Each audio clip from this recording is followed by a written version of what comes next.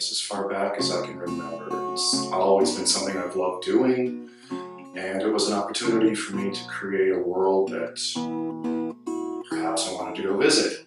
I think there's a germ of an idea somewhere, and it starts, and then I think, oh, she would make a great Saint Agatha. Wouldn't that be neat with that pretty little girl, with that old man I saw the other day? Oh, wow, that could be Persephone in Hades. And somehow that germ of an idea then turns into a scribble in my head. They really start out with thumbnail scribbles, and they're almost sometimes no bigger than a thumb. So I start with her, I kind of like, well, that's a nifty pose, but we're talking really scribbly stick figures. You know, can I put some grace in that arm? Can this torso twist a little more? Is she alluring? Is she repelling? Is she, you know, these thoughts are going through my head. Once that initial scribble gets resolved to a stage, like, okay, this is fine, then I do basically an actual size or a close to actual size sketch, and I transfer it using transfer paper to the canvas.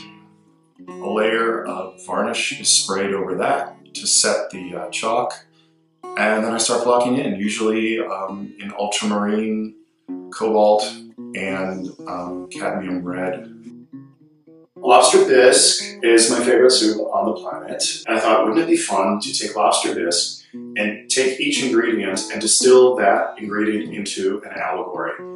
As your eye travels across the painting, you have the herb lady, and in her hands are the herbs that were in the recipe that I chose. This is rosemary, bay leaves, thyme. I think there's thyme on her dress. Next to her is the stock lady, stirring a cream-based stock. She's got a bird on her hat to represent the white cream that was put in there. There's a group of people from the sea. The queen of the sea is having a lobster presented to her before it goes into the soup. There's the oyster cracker lady, the vegetable lady, and of course musicians and lantern light. And the whole idea being it's this harmonious get-together, yet at the same time it's a soup. And who doesn't love lobster bisque? As a kid, I was going to a friend's house.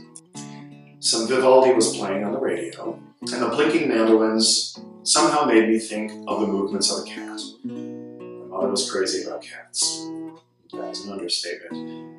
So on this note, I drew a bacchante.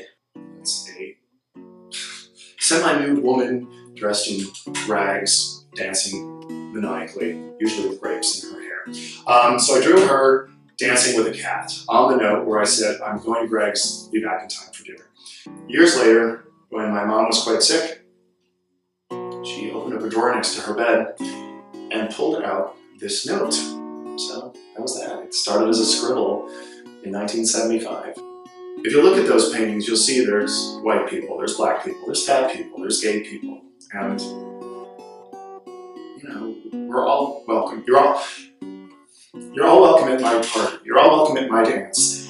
And it always chokes me up because I feel sometimes that doesn't exist out in the real world. And that, to me, is I guess why I paint. And to create these worlds where, you know, a little skinny gay kid that painted fat Raphael women felt a little alienated, perhaps, and wanted to create a world where no one was alienated.